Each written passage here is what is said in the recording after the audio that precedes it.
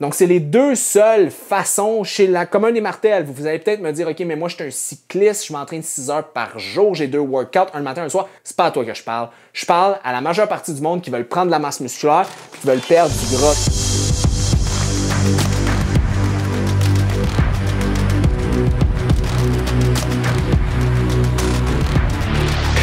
What's up tout le monde et bienvenue à un nouvel épisode de True Talk. Aujourd'hui, je vous parle de quoi? Aujourd'hui, je vous dis, est-ce que c'est nécessaire ou non de prendre un shake de protéines après l'entraînement, OK?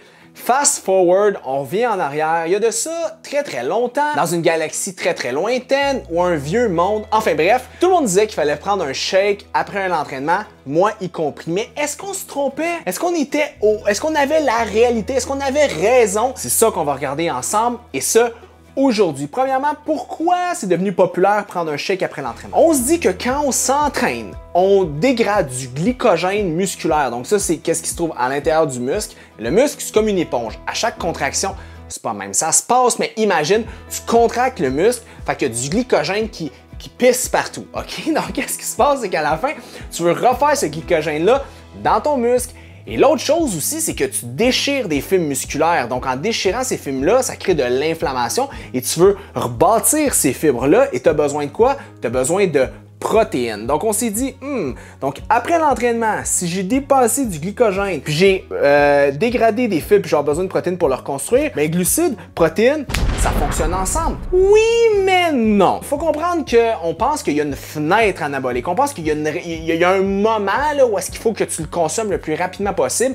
Et ça a été défait récemment dans des études que cette fenêtre-là n'existe pas vraiment. Ce que je veux dire par là, c'est que tu peux manger tes protéines, c'est à droite, tes protéines et tes glucides. Il y a 3 heures après ton entraînement, tu vas quand même récupérer. Est-ce que l'optimalité va être la même?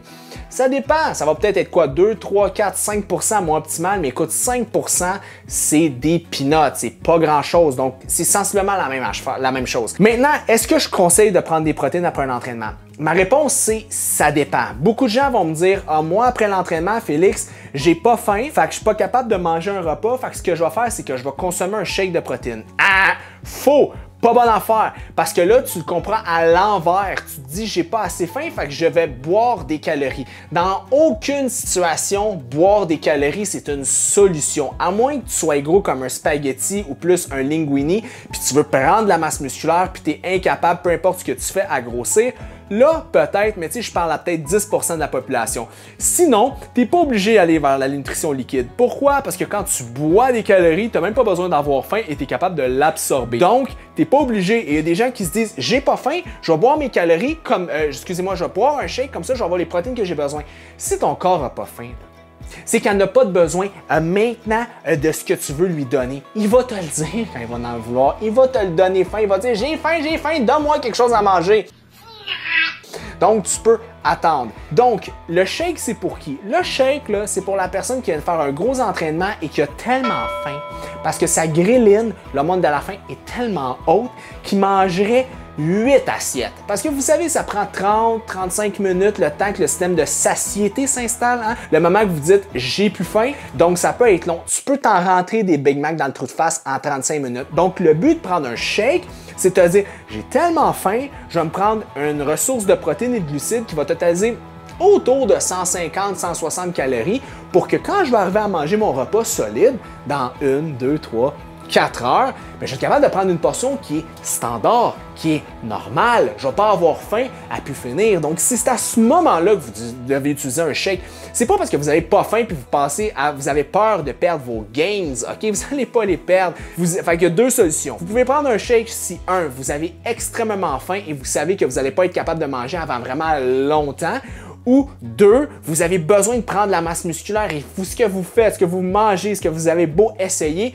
ça ne fonctionne pas. Donc, c'est les 2 seules façons chez la commun des martels. Vous allez peut-être me dire, OK, mais moi, je suis un cycliste, je m'entraîne 6 heures par jour, j'ai 2 workouts, un le matin, un le soir. C'est pas à toi que je parle. Je parle à la majeure partie du monde qui veulent prendre de la masse musculaire puis qui veulent perdre du gras. Donc, voici le truc. Moi, personnellement, est-ce que je consomme des shakes de protéines après les entraînements?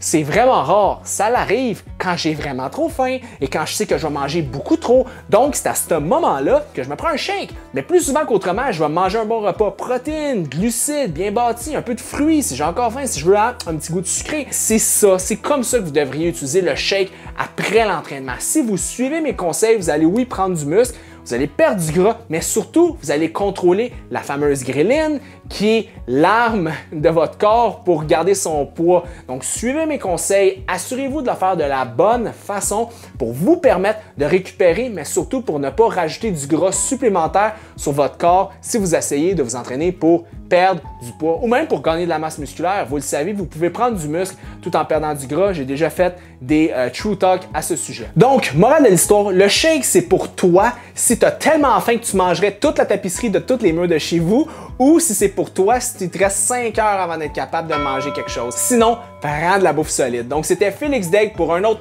True Talk. Bye!